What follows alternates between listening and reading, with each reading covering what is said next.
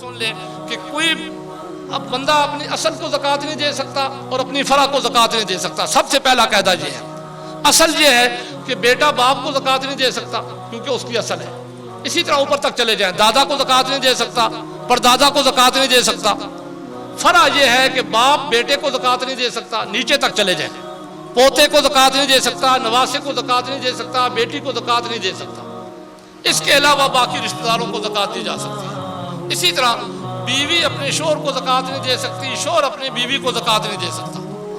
باقی رشتہ داروں کو زکوٰۃ دی جا سکتی ہے۔ اسی طریقے سے زکوٰۃ میں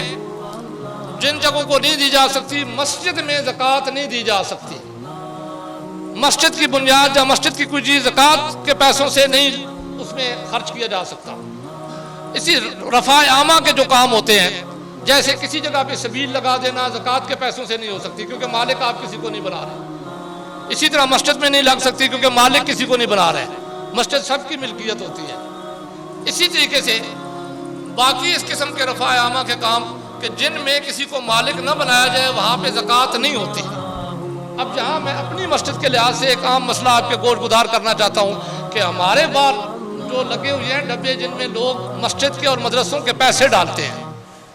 تو یہ ذہن میں رہے کہ مسجد کے ڈبے میں بھی زکوٰۃ کے پیسے نہیں ڈالے جا سکتے کیونکہ مسجد میں زکوٰۃ لگتی نہیں ہے، اور مدرسے کے اس ڈبے میں بھی زکوٰۃ کے پیسے نہیں ڈالے جا سکتے کیونکہ زکوٰۃ کے مصارف اور ہیں۔ یہ جو مدرسے کا ڈبہ ہے اس سے جو آمدن ہمیں ہوتی ہے وہ نفلی صدقے کی ہوتی ہے، اس میں ہم اساتذہ کی تنخواہ پہ لگاتے ہیں، بجلی کے بلوں پہ لگاتے ہیں، اور اگر مدرسے کا کوئی کام کروانا ہو تو اس پہ لگاتے ہیں۔ زکوٰۃ کی جو مد ہوتی ہے وہ صرف بچوں کے خورد و نوش، ان کی کتابوں، ان کے کپڑوں پہ، یا ان کو اگر کوئی کرایہ وغیرہ دینا پڑے یا اس سلسلے میں بیمار ہو جائیں تو ان کی دوائی علاج کرانا پڑے تو اس پہ لگ سکتی ہے۔ یہ بہت سے لوگوں کو نہیں پتہ ہوتا، تو جب بھی زکوٰۃ دینی ہے یہی شرط زکوٰۃ کے لیے بھی ہے، یہی مسئلہ فطرانے کے لیے بھی ہے، یہی مسئلہ فدیے کے لیے بھی ہے۔ جو رمضان شریف کے روزوں کا فدیہ دیا جاتا ہے ان کے مصارف بھی یہی ہے، یہی مسئلہ قربانی کی کھالوں کے لیے بھی ہے۔ یہ چار چیزیں یاد رکھیں کہ ان کو اس طریقے سے نفلی صدقے کے مد میں نہ ڈالا کریں یا نفلی صدقے کی مد میں نہ دیا کریں کیونکہ ان کے مصارف اور ہیں۔ ان کے مصارف، اب زکوٰۃ کے مصارف جس مدرسے میں دی جائے تو اس مدرسے والے اساتذہ کی تنخواہ کو نہیں دے سکتے اس میں سے، یا بلڈنگ نہیں بنا سکتے، صرف وہ بچوں کی خود و نوش پہ لگا۔ اچھی بات سن کے دوسروں تک پہنچانا صدقہ جاریہ ہے۔ مزید اچھی ویڈیو دیکھنے کے لیے ہمارا چینل کو لائک، سبسکرائب اور بیل کے بٹن کو دبا دیں۔ شکریہ۔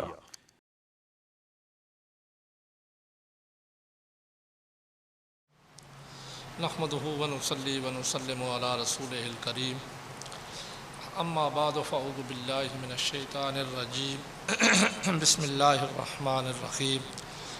انما الصدقات للفقراء والمساکین والعاملین علیہا والمؤلفۃ قلوبہم وفی الرقاب والغارمین وفی سبیل اللہ وابن السبیل فریضۃ من اللہ واللہ علیم حکیم۔ قال اللہ تبارک و تعالی فی شان حبیبہ فی مقام آخر،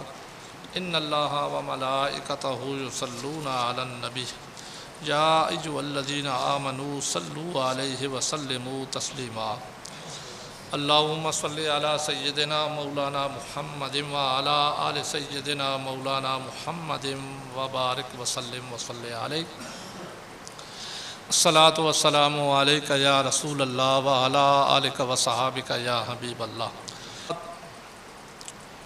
قرآن مجید فرقان حمید قرآن رشید کے 10ویں پارے میں سے ایک آیت مقدسہ آپ کے سامنے تلاوت کرنے کا شرف حاصل کیا ہے، جس کے اندر مالک الملک نے زکوٰۃ کے مصارف کو بیان کیا ہے۔ زکوٰۃ اسلام کے بنیادی ارکان میں سے ایک رکن ہے۔ جب بندہ کلمہ پڑھ لیتا ہے تو دائرہ اسلام میں داخل ہو جاتا ہے۔ حضور علیہ الصلوۃ والسلام سے عرض کی گئی، یا رسول اللہ صلی اللہ علیہ وآلہ وسلم، الیس لا الہ الا اللہ مفتاح الجنہ، کیا کوئی بندہ لا الہ الا اللہ پڑھ لے تو یہ جنت کی چابی نہیں ہے، جنت کی کنجی نہیں ہے، اس نے جنت حاصل کر لی، چابی حاصل کر لی؟ تو حضور علیہ الصلوۃ والسلام نے فرمایا کہ ہاں یہ جنت کی چابی ہے، لیکن ہر چابی کے ساتھ دندانے ہوتے ہیں۔ جب تو ایسی چابی لے کے آئے گا کہ جس کے ساتھ دندانے ہوں گے تو تو تالا کھول سکے گا، جنت میں جا سکے گا، اگر یہ جنت کی چابی دندانوں کے ساتھ ہوگی۔ لیکن اگر بغیر دندانوں کے ہوگی تو پھر اس سے تالا نہیں کھولا جا سکتا۔ عرض کی گئی پھر اس کے دندانے کیا ہیں؟ تو حضور علیہ الصلوۃ والسلام نے پھر یہ 4 اور بنیادی چیزیں گنوائیں۔ آپ نے فرمایا 5 وقت کی نماز پڑھو، رمضان شریف کے روزے رکھو، بیت اللہ شریف کا حج کرو، اور اس کے ساتھ ساتھ زکوٰۃ ادا کرو،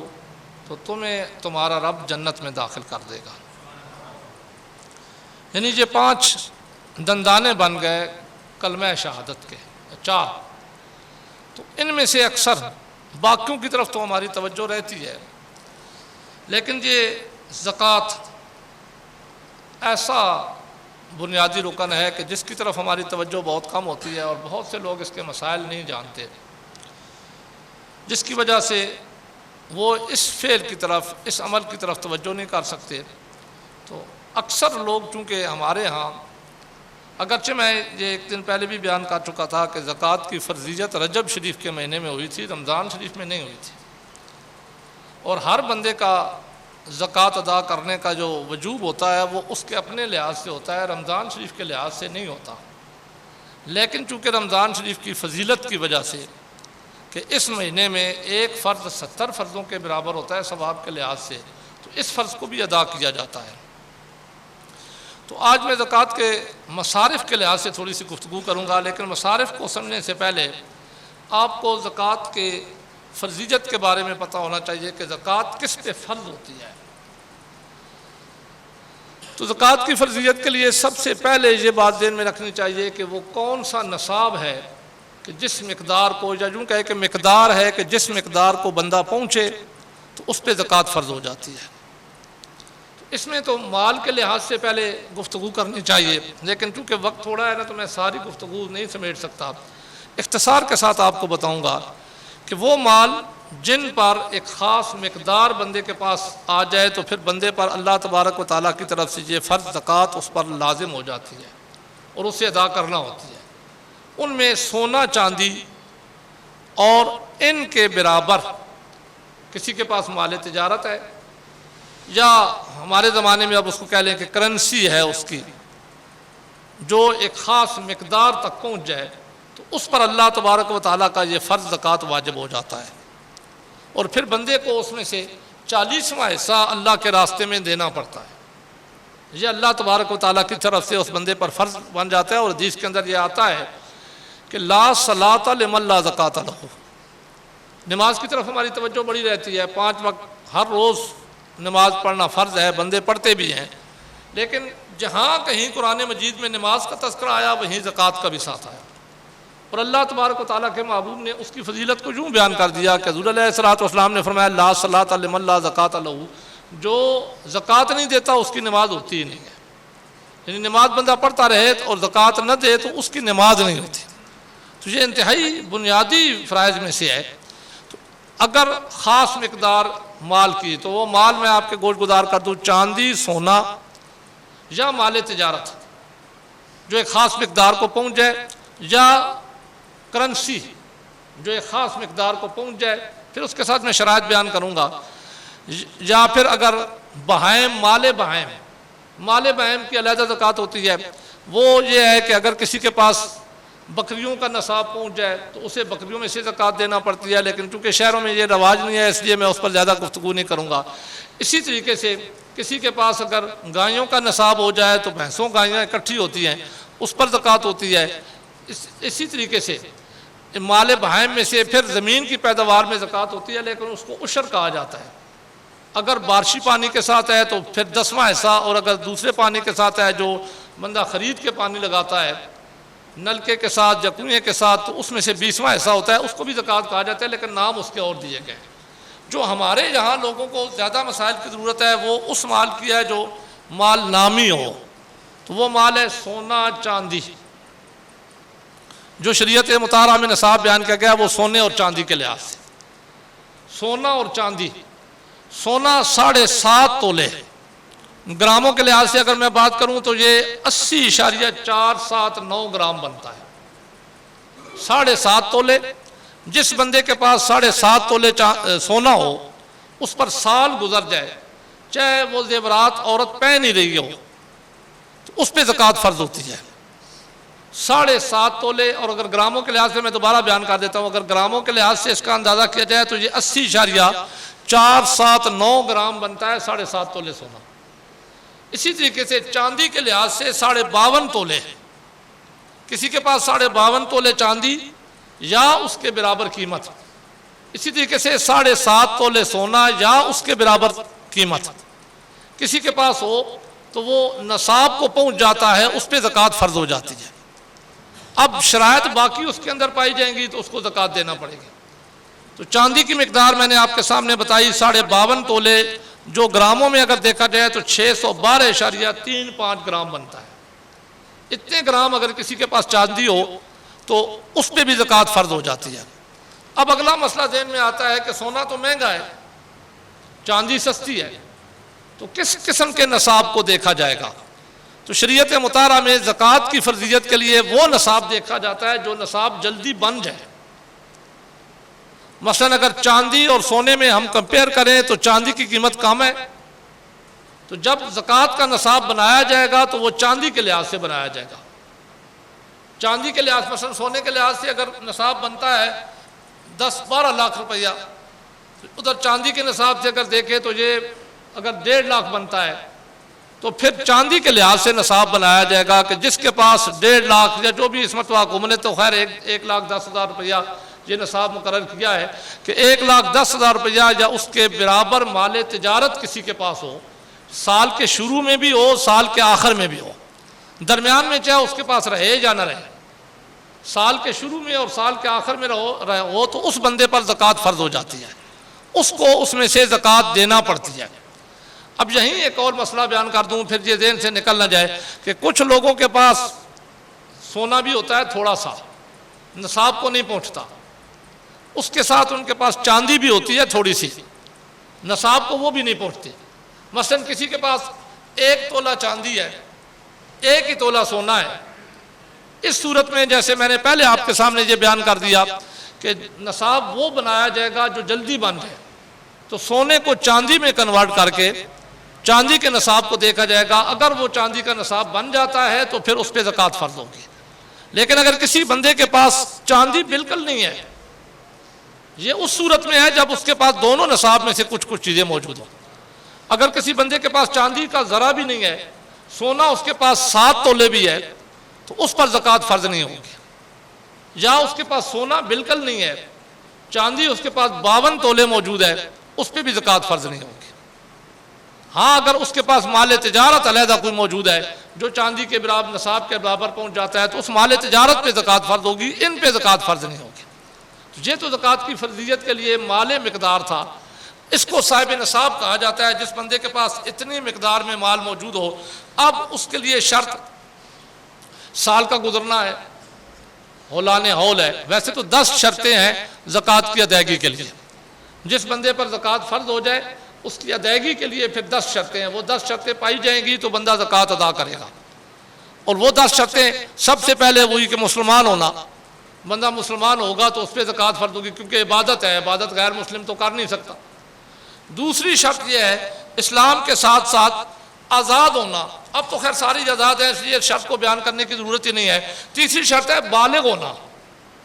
बालिग होगा तो तब ज़कात फ़र्ज होगी, नाबालिग पर ज़कात फ़र्ज नहीं होती।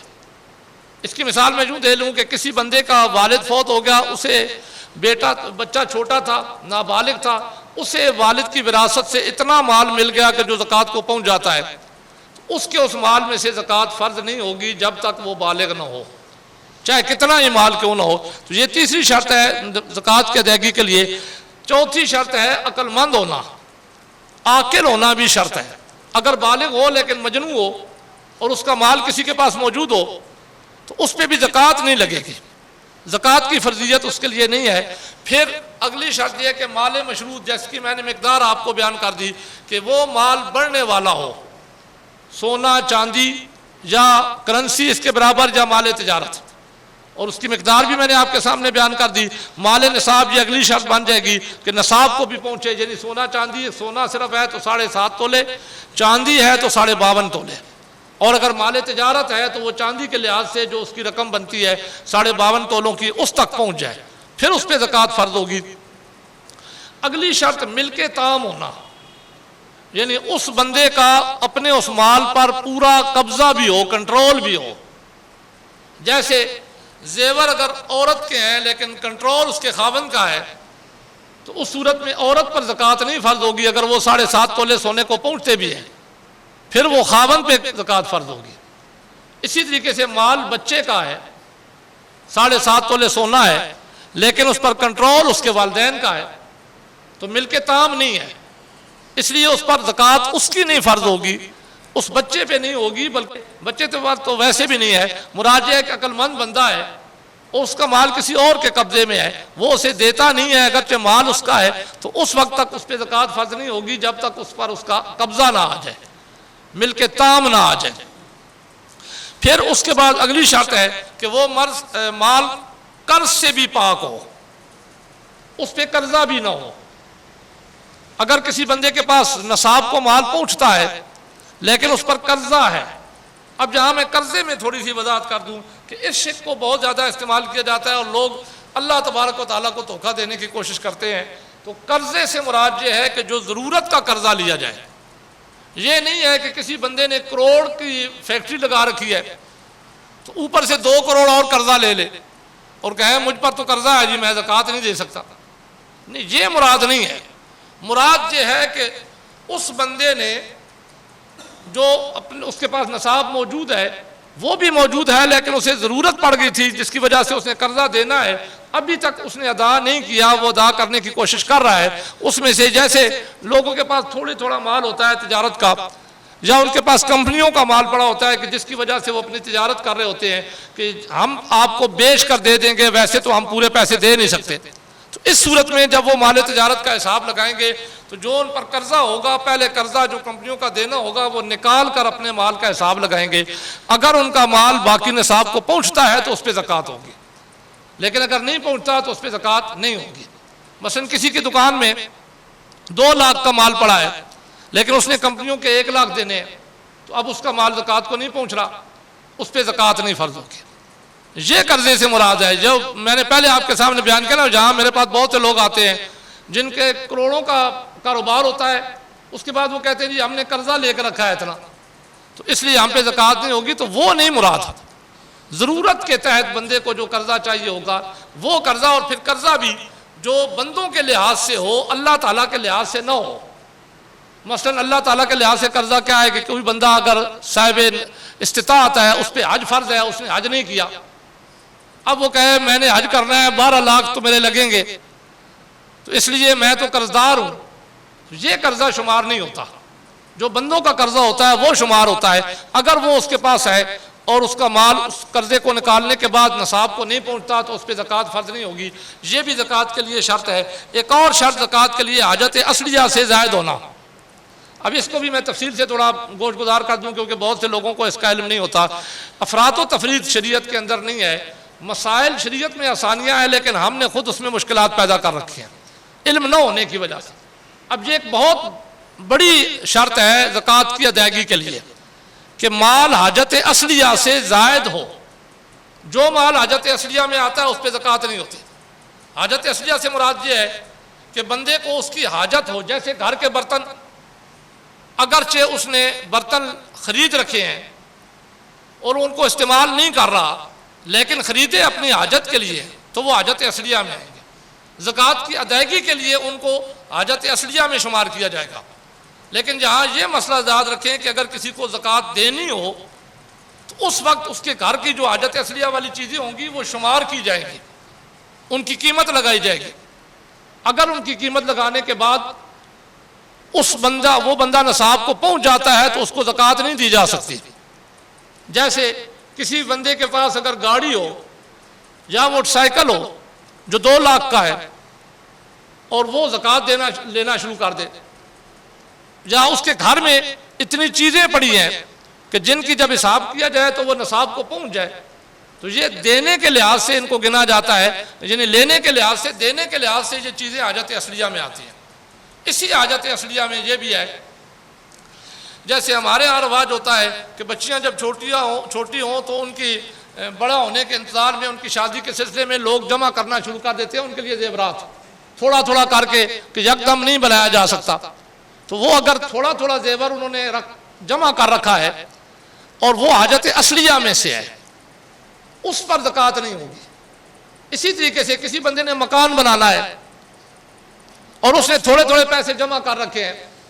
اب 1 لاکھ کا تو مکان بنتا نہیں ہے یا 2 لاکھ کا تو مکان بنتا نہیں ہے، اس نے جمع کر رکھے ہیں کہ میں نے اس مکان کو تعمیر کرنا ہے یا جگہ لینی ہے مکان کی، کیونکہ میرے پاس مکان کوئی نہیں ہے، تو وہ پھر ضرورت کے تحت، اس میں بھی پھر اس شرط کو غلط استعمال نہ کیا جائے، کیونکہ اللہ تبارک و تعالیٰ کے ساتھ دھوکہ نہیں ہو سکتا۔ ضرورت کے تحت، مثلا کسی بندے کو 2 مرلے کا مکان اس کے رہن کے لیے کافی ہے، تو وہ کہے میں 2 کنال کی کوٹھی خریدوں گا، اس کے لیے میں نے جمع کر رکھے ہیں، تو نہیں، پھر زکوٰۃ ہوگی۔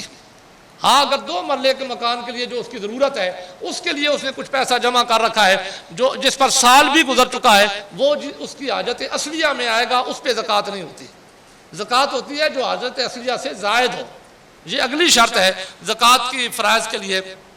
پھر اگلی شرط، اب زکوٰۃ ادا کرنے کے لیے جو شرائط ہے ذرا وہ بھی سن لیں، یہ تو میں نے شرطیں آپ کے گوش گزار کر دی۔ زکوٰۃ ادا کرنے کے لیے بھی 2 شرطیں ہیں۔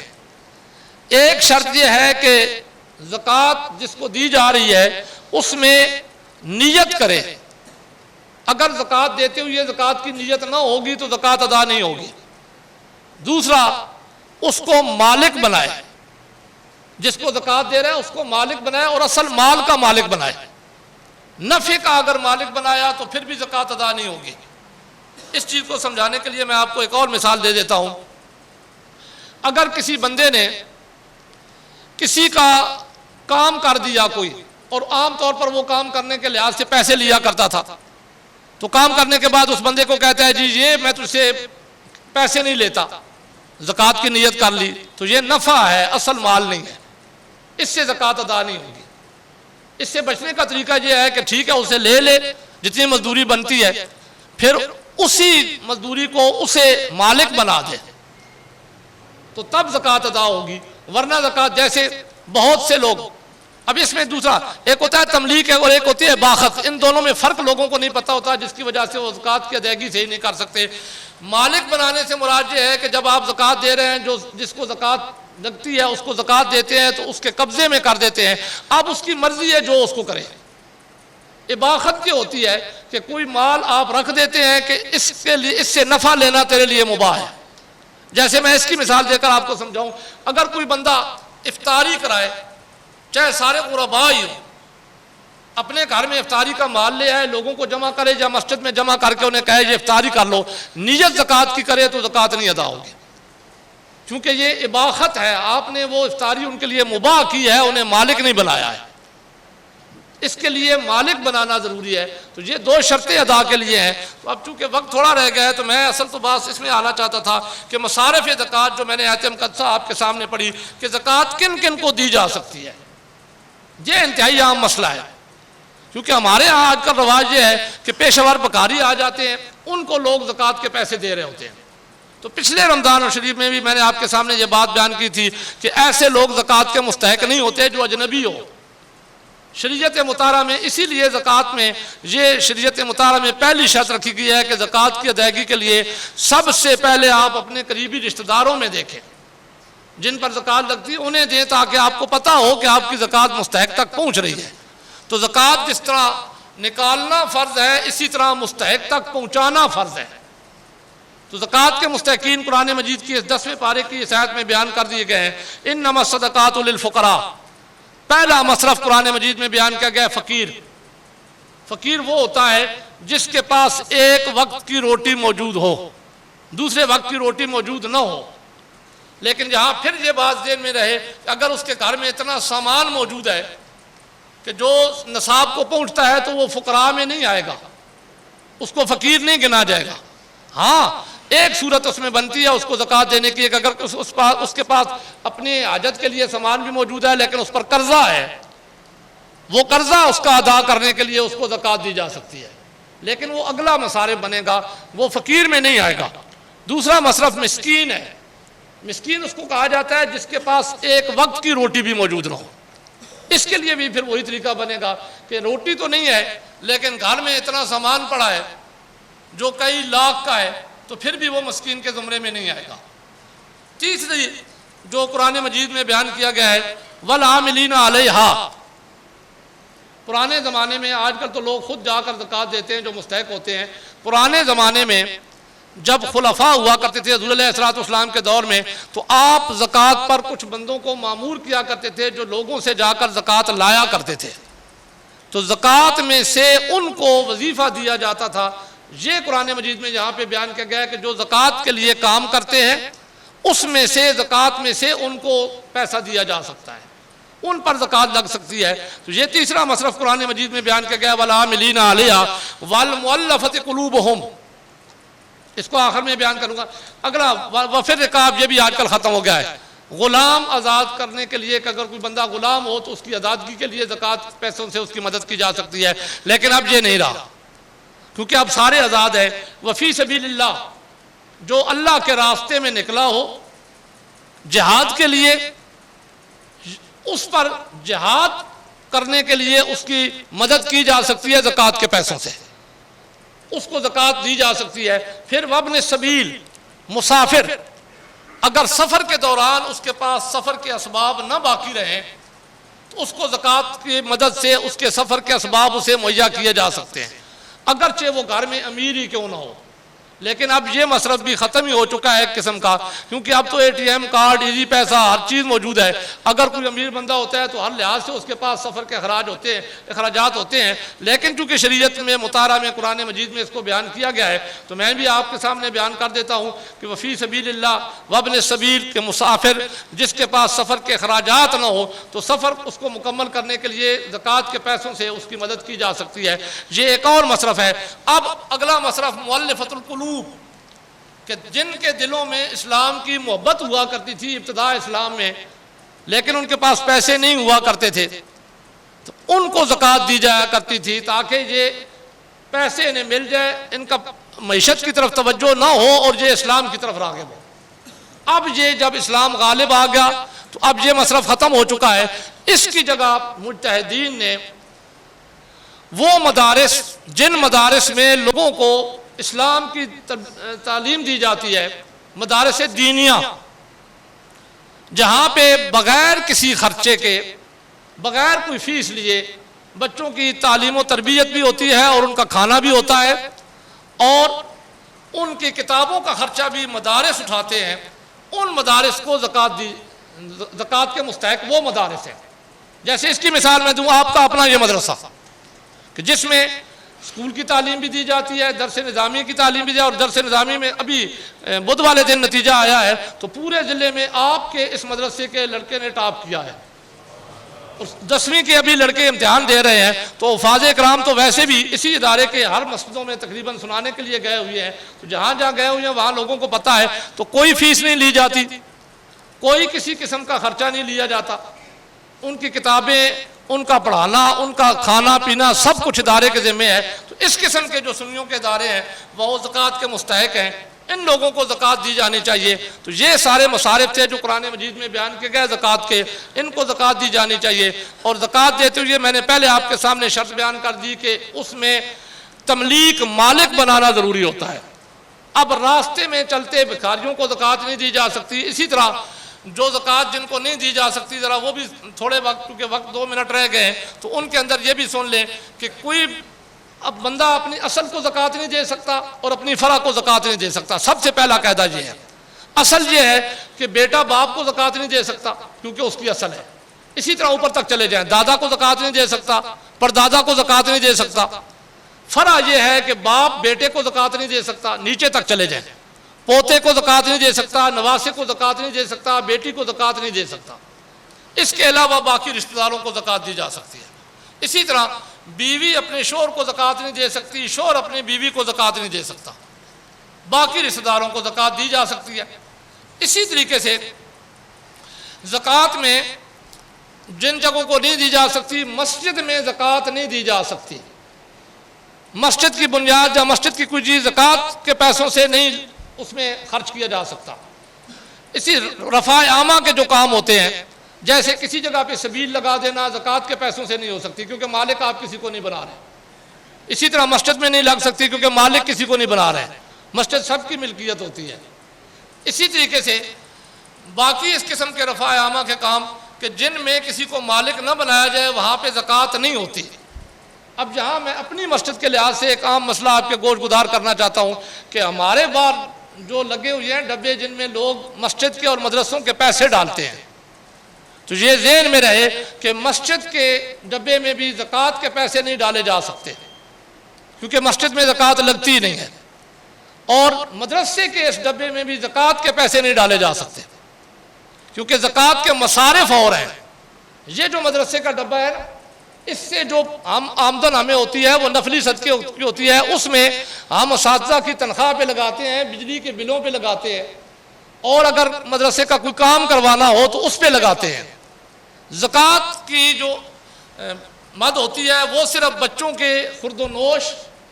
ان کی کتابوں، ان کے کپڑوں پہ، یا ان کو اگر کوئی کرایہ وغیرہ دینا پڑے یا اس سلسلے میں بیمار ہو جائے تو ان کی دوائی علاج کرانا پڑے تو اس پہ لگ سکتی ہے۔ یہ بہت سے لوگوں کو نہیں پتہ ہوتا، تو جب بھی زکوٰۃ دینی ہے یہی شرط زکوٰۃ کے لیے بھی ہے، یہی مسئلہ فطرانے کے لیے بھی ہے، یہی مسئلہ فدیے کے لیے بھی ہے۔ جو رمضان شریف کے روزوں کا فدیہ دیا جاتا ہے ان کے مصارف بھی یہی ہیں، یہی مسئلہ قربانی کی کھالوں کے لیے بھی ہے۔ یہ چار چیزیں یاد رکھیں کہ ان کو اس طریقے سے نفلی صدقے کے مد میں نہ ڈالا کریں یا نفلی صدقے کی مد میں نہ دیا کریں کیونکہ ان کے مصارف اور ہیں۔ ان کے مصارف، اب زکوٰۃ کے مصارف جس مدرسے میں دی جائے تو اس مدرسے والے اساتذہ کی تنخواہ کو نہیں دے سکتے اس میں سے، یا بلڈنگ نہیں بنا سکتے، صرف وہ بچوں کی خورد و نوش پہ لگتی ہے۔ تو لہٰذا جب آپ زکوٰۃ دیں، ظاہر ہے یہ ادارہ آپ کی توسط سے چل رہا ہے، تو جب زکوٰۃ دیں یا فطرانہ یا صدقہ فطر تو مدرسے کے اندر آ کر دیں اور ساتھ بتائیں کہ یہ زکوٰۃ کے ہیں، باقاعدہ رسید لے کر جائیں تاکہ پتہ چلے کہ زکوٰۃ کے ہیں اور زکوٰۃ کی مد میں ان کو خرچ کیا جائے، تاکہ زکوٰۃ دینے والے کی زکوٰۃ اللہ تبارک و تعالیٰ کی بارگاہ میں اس فرض کے لحاظ سے پہنچے اور اسے اس فرض کا ثواب ملے اور اس کا فرض ادا ہو جائے۔ اللہ تبارک و تعالیٰ عمل کرنے کی توفیق عطا کرے۔ وما علیہ البلاغ۔